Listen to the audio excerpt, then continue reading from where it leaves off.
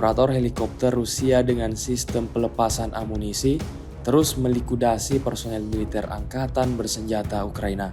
Rekamannya ramai beredar di media sosial Telegram pada Rabu 13 Maret 2024. Helikopter dan Wafir Rusia terus bekerja setiap harinya, menyerang posisi musuh di sejumlah titik yang berbeda-beda. Rentetan granat dilemparkan berkali-kali, hingga membuat tentara Ukraina ketakutan dan berusaha melarikan diri. Tak jarang lemparan granat Rusia berhasil mengenai salah satu di antara mereka, hingga tumbang dan tewas mengenaskan, seperti yang terlihat dalam rekaman.